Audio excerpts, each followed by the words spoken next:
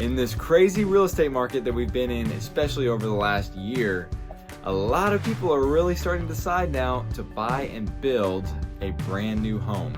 And you are about to find out the exact reasons why.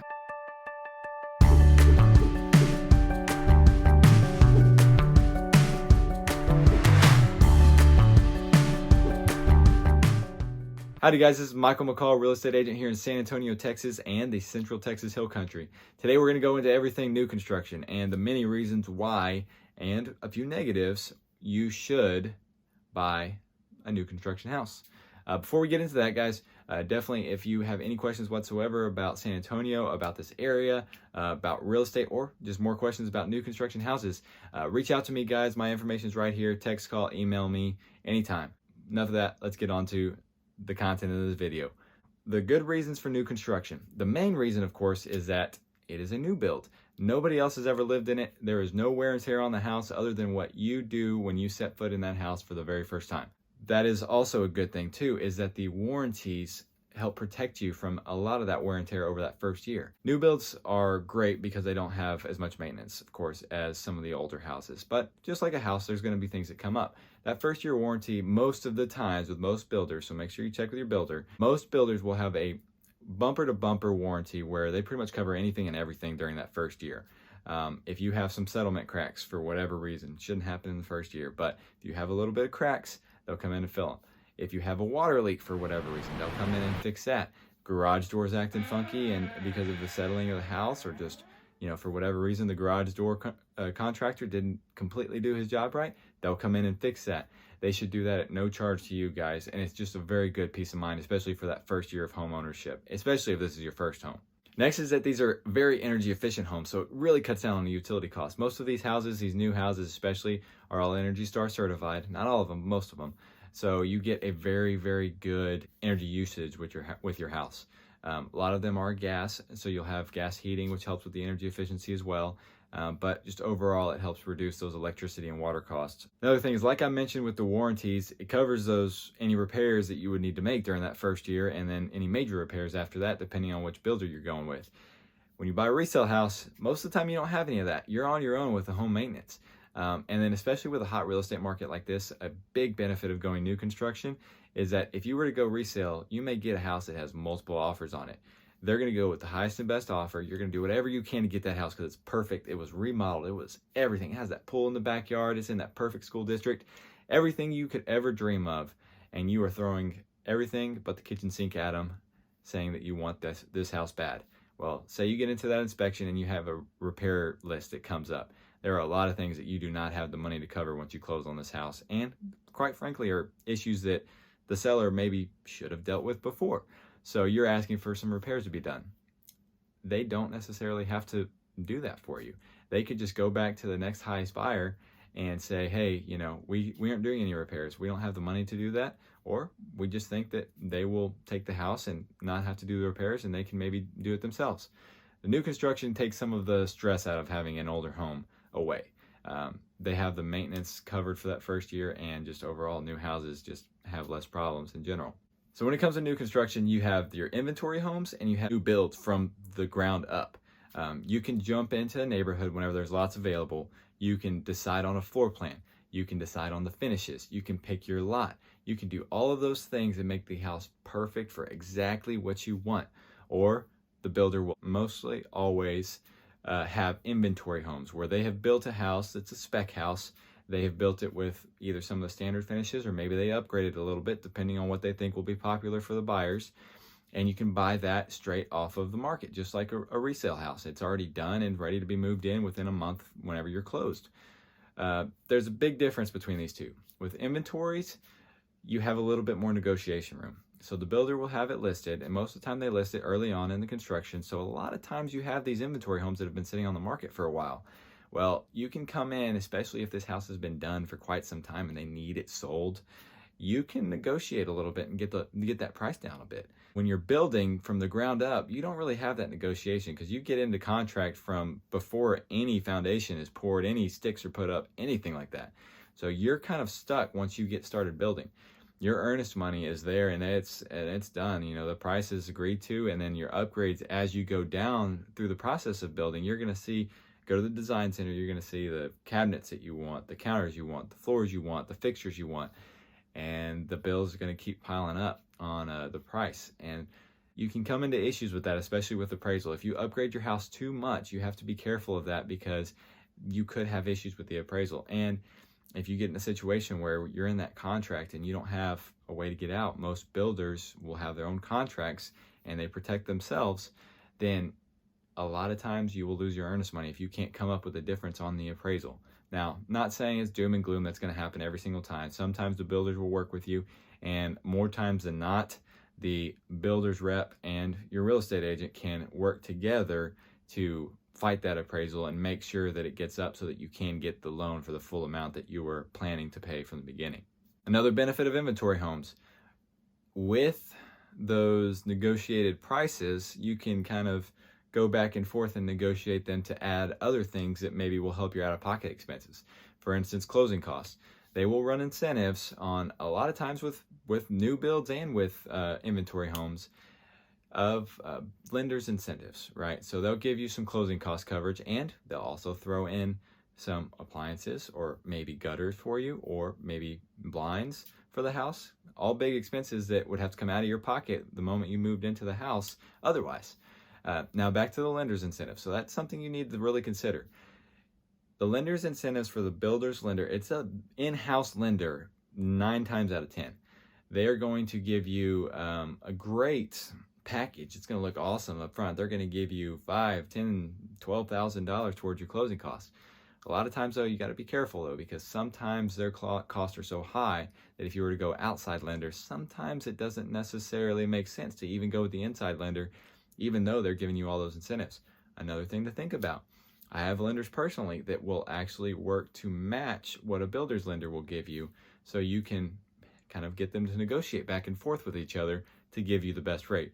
It's always my recommendation that you should shop lenders anyways, apply with multiple lenders, see which one's going to give you the best rate, the best incentives, the best closing costs in general, and just overall which one you like the best. Now, there are a few negatives when it comes to building a new construction house. First, obviously, is that you're building a house in a brand new neighborhood that is not established. So a lot of these developers will just come in and knock everything down. They won't leave any of the big majestic oak trees and all the cover to really give the neighborhood a nice country feel, and the more established feel like all those older neighborhoods have. You'll have a little stick in the front yard that they call your tree, and they'll call it a day. But it's catch-22 with that. Another thing is that you do tend to pay a premium whenever you're buying a new construction house. Their prices are always going to be a little bit higher than a resale home for the same type of home. You pay a premium. It's a new house. That's you're paying for that specifically. Another thing that people don't think about a lot is that taxes are actually kind of hard to judge. When you buy a new house, the taxes have not been established yet. So that means that when you go look at the tax roll for your address, it's going to show like just a few $100s. That may seem great in in the grand scheme of things, but that's just going based off of the lot itself. It doesn't count the house. When your next year comes around, when the next tax roll comes out, that's whenever it shows your true value. So you sometimes will get values that come in higher than what you actually bought the house for and what you were expecting to pay. So that can really knock your budget a lot if you're not prepared for that. There are ways to fight that. So just keep that in mind whenever it comes time for that. Reach out to your local real estate agent, and he can help you out, fight those, tax aggressive tax appraisers. And lastly, what is the process like when you buy a new construction house? So like anything, like anything related to real estate anyways, it is always in your best interest to have somebody that is representing you in the transaction. And this is not me pitching because I'm a real estate agent. You can use whoever you want, really. I just think you need to use somebody to represent you during this new construction transaction. A lot of builders will say that they will give you the best deal if you don't use a realtor, if you go straight to them to buy the house. Most of the time, it's not true. You don't pay anything, for using a realtor. The builder pays the commissions. So that's just a fallacy, just a way for them to get to save that commission, right? It's not in your best interest. You go to the sales office, the model home, You walk in, you're going to find the builder's rep sitting there just waiting for you to walk in. He's going to show you, he or she's going to take you around, show you all the houses they have available and talk you up on all their incentives and everything like that. But guess what? He is just that, the builder's rep. They represent the builder. They don't represent you. You need somebody, a real estate agent that has experience with new construction to represent you in the transaction. That is the first step that you need to do whenever you're buying a new construction house. Get somebody to help you out, even with the build.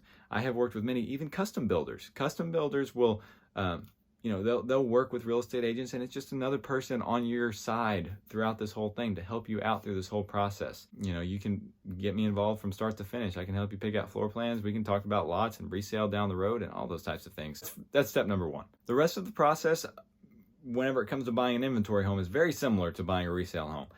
You go in, you get it under contract. Now, all builders will have their own contracts, so you got to look at that. If you want to take some time to look through their contract with the fine-tooth comb, if you want to have a real estate attorney do that, you can. It's not done very often, but I have had some people do it. It is a very, very long and drawn-out contract, especially compared to the typical Texas Real Estate Commission contracts that you see on a resale home that I would provide for you. The builders protect themselves pretty much all the time. So there are very little opportunities for you to get your earnest money back whenever you go under contract with a new build. That's the same from whether you're buying inventory or whether you're buying new construction and building from the ground up. You'll go through the whole process. You'll still want to get an inspection done. So I always recommend to my clients, even if you're buying a brand new house, you should have an inspection done. These builders rush a lot of the times whenever they're building these because they're building so many different houses that sometimes they miss stuff to no fault of their own. Other than it's just the sheer, amount of work that they do, that things fall through the cracks. So have an inspector come out and take a look at those things, get them corrected before you close. Whenever you're building, so you're going to start by picking out your floor plan, picking out your design package. They're going to have all these options for you. Most of them will have a design center of sorts where you'll get to pick out packages, or they may not have the design center where you can pick out each individual piece. They may have packages, package 1, 2, 3, 4, whatever it may be. That you can pick out for that specific neighborhood. So those will be the first steps. And then they'll have to get the permits and everything pulled so that they can actually start building. That can take some time. It's very slow. So you got to keep that in mind, especially right now with COVID. Construction is taking a lot longer than it typically would. I would account for at least 3 months or so, 2 to 3 months longer than what you would typically expect on your build if you're building right now. The other thing too, whenever you're building, so you're going to start, they're going to have, each builder will be different, but you'll have the foundation poured, you'll have the framing done, you'll have the sheetrock put on, and then in each of those different phases, they'll have several different phases. You can either have your third-party inspection come out, which again, I recommend it doing it 3 different times. Doing it at framing, when framing's finished up, before they close in the walls. Do it after all the finishes are done, and then after, or right before your 1-year warranty is up. So it's 3 different inspections that you'll have done to make sure that everything is taken care of while you have all that protection from the warranties and while the builders are still building the house. Once the house is built, you will close just like any normal closing would be. You'll get the appraisal done. Make sure the appraisal comes back normal, comes back good. If it comes back low, comes back high, you got to deal with that. If it comes back high, great. If it comes back low, you got problems. You have to deal with that. And that's where I mentioned earlier that you kind of have to just be careful, because if it does come in low, then you're probably going to have to cover that difference. Unless you have an FHA loan. FHA or VA loans won't allow you to do that. But if you have a conventional loan, they're going to want you to cover the difference, because more than likely they have that money invested and they're expecting that to be paid. And if you can't come up with it, then you will lose your earnest money if you can't, if they force you out of the contract because of it. Just the unfortunate side of things with that, because there's no real protection for you with the builder's contracts, like I mentioned. Same thing with the inventory homes. Got to deal with the appraisals. Once the appraisal's done, then you get the closing just like every other one. Really, guys, new construction is got a lot of benefits. There's a lot going for it that is really, really great. And just a lot of things you need to think about. It's a whole different ballgame than buying a resale house, but it can be very beneficial for you guys in the long run. It can make you feel really comfortable being in a house you don't have to deal with the maintenance on. You have those warranties on. It can be really nice to be in a brand new community with, some of them have great new amenity centers too. So those are always good things to think about when you're buying new construction. These are a lot of reasons why you should buy new construction. And again, guys, if you have any questions whatsoever about new construction, or buying real estate here in San Antonio, moving to San Antonio or the Central Texas Hill Country, New Braunfels, Bernie, Bulverde, any of those places like that, reach out to me. Information's here. Love to talk to you guys. I'm always here to help however you need it. So until the next video, guys, we will see you later.